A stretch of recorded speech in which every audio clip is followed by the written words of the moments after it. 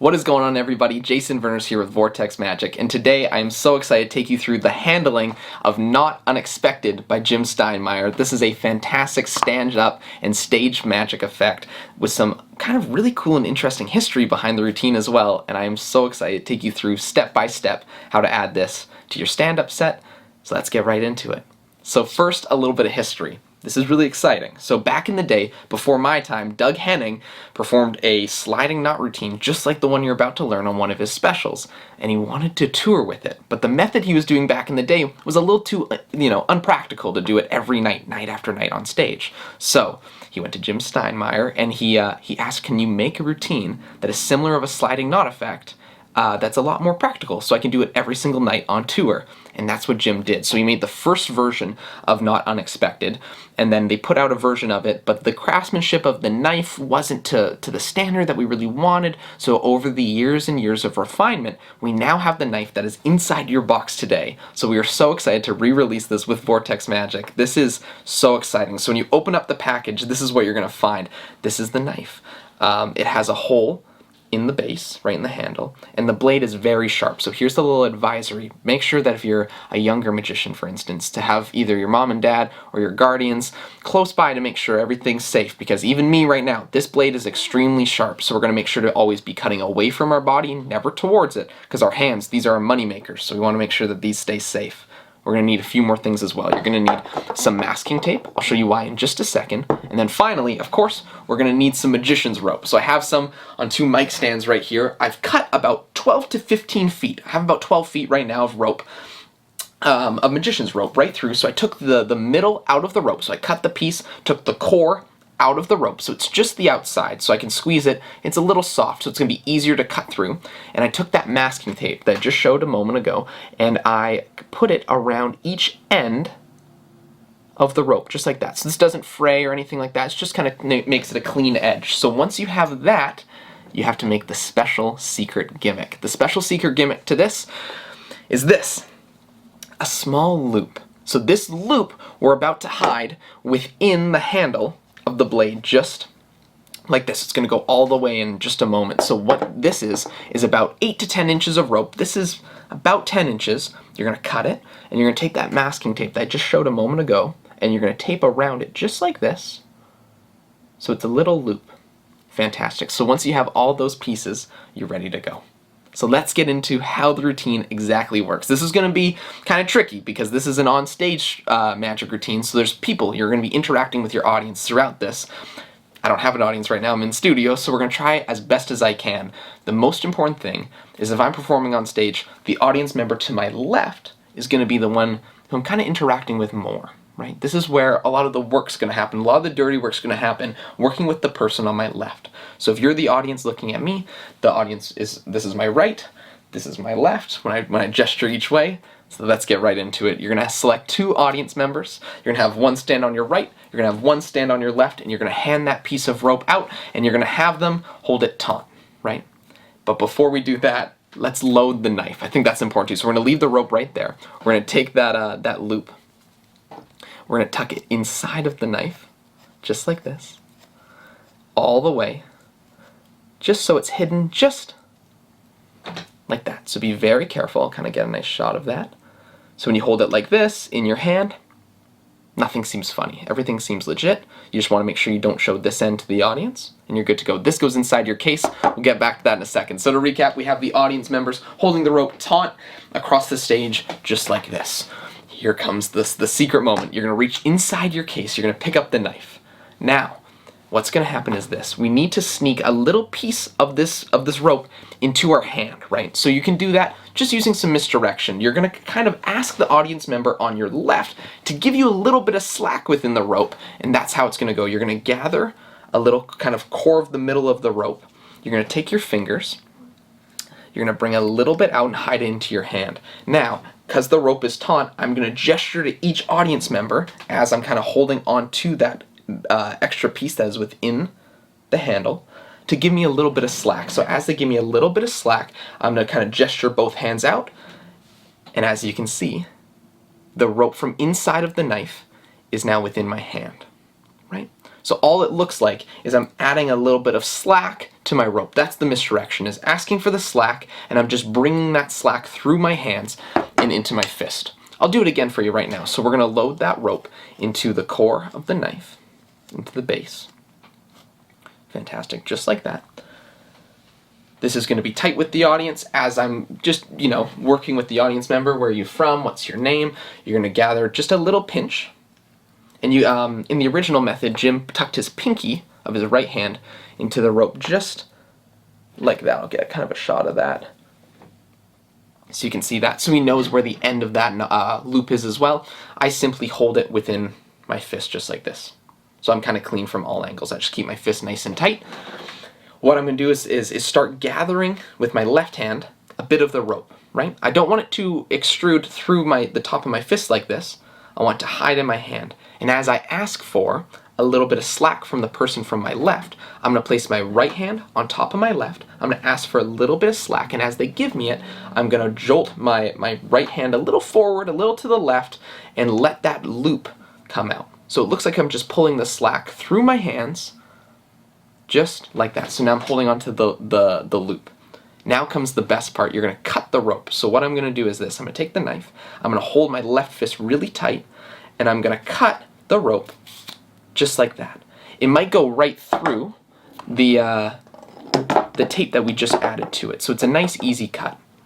What's going to happen is I'm then going to ask for the spectators to start making the rope slightly tight again, because I'm going to make a knot. So I'm going to tie a knot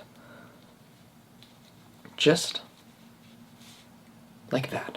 And they can now make that rope very tight. So that is just a single loop tying around, just like a shoelace, around the base of the rope. So now I'm all set to go for the first part of the routine, which is the first slide of the knot. So this is very cool. We're going to go to the person on our right, okay? So as a magician, I have my knot in the middle. I'm going to go, here we go. I snap. I'm then going to move that knot and slide it down to the person on my right. Now you can see it's just about going to leave the frame. There's a little bit more room to the person where they're standing, and I wait for a reaction. This might not gather a reaction right away, because it's going to take a moment for it to settle with the audience. So you can do it again. Now we're going to start heading towards the person on the left. Because remember, at the beginning, I said that the spectator on the left is the one we're going to be working with the most. So I'm going to pick up that knot again and just simply slide it down towards the spectator on my left.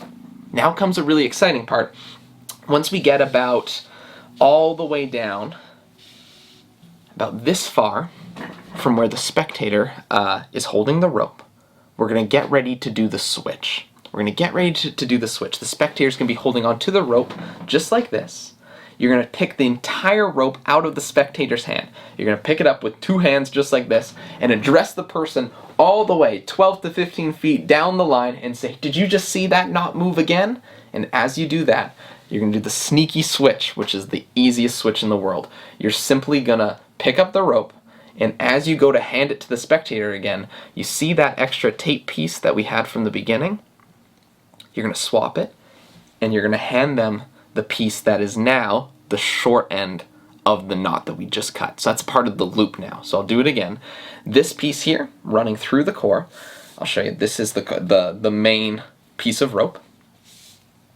And then this little piece is the knot that we just cut from the loop, right? So that's the one that we tied on. So once we get about 5 inches probably from the end of the knot, or the end of the rope rather, we're going to pick it up, address the spectator on the right, make it a slightly grand gesture and say, "Did you see that again? Did you really see it happen? Do you know where the end of the rope is now?" And as they do that, all you're going to do is pick up and do a little swap. So it's all it is you pick it up, and as you come back down, that's all it is. The bigger action's going to cover the small one, and you're going to hand the spectator back the taped end, which is actually just the end of that loop that we cut. So as we hand it to the spectator. So I'll come in, I'll bring my stand in right now. Let's see, and I'll tuck that just like that. So the spectator's going to be holding onto the rope just like that. So now let's recap. We gathered some rope, asked for a little bit of slack, moved the loop rather into our hand and cut it. We then took that loop that is now cut, so it's just a small 8-inch piece of rope, tied it a single knot around the middle of the rope, middle of the long 12 to 15 foot piece. You then move it slowly towards the spectator on your right. Wait for a reaction. You might not get one. It takes a moment to register, but that's okay, because you're going to take that rope again, snap again, do a magical gesture. You're going to move it closer to the spectator on the left. Then you're going to keep going. You're going to go closer and closer to that spectator on the left until you're about 4 to 5 to 6 inches away. Pick up the rope from that spectator and hold it nice and high and address, like even over your head as a magician. I'll show you. Like, you're going to pick this up and you're going to hold it up like this and you're going to go, do you see that at the end? As you come back down to hand it back to the spectator, you do the little switch, and now you're handing them the piece of that loop that we just cut. So you're stuck here. So for the big ending, we're going to undo this knot right now, and it's going to look like that we moved the knot from the middle where the cut happened all the way to, 4 inches from the spectator's hand. That's a grand finale. He's going to hold on tight. Don't let go, you're going to say to them. Take the knot, do one more snap, undo it, and as you can see, the spectator's now going to be holding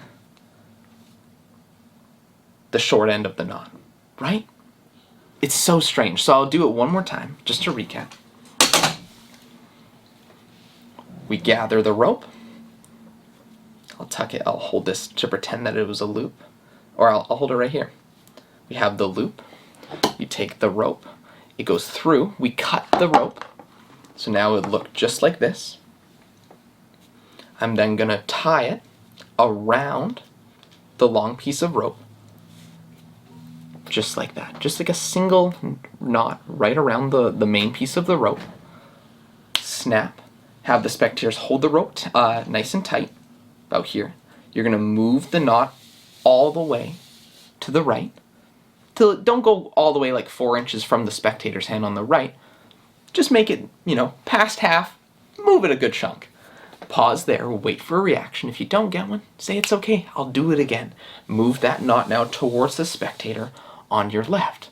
Now a reaction should gather, so we're going to bring this all the way down that end of the rope. Keep walking with it till you're about this far, 4 inches or so, 4 or 5 inches from the end.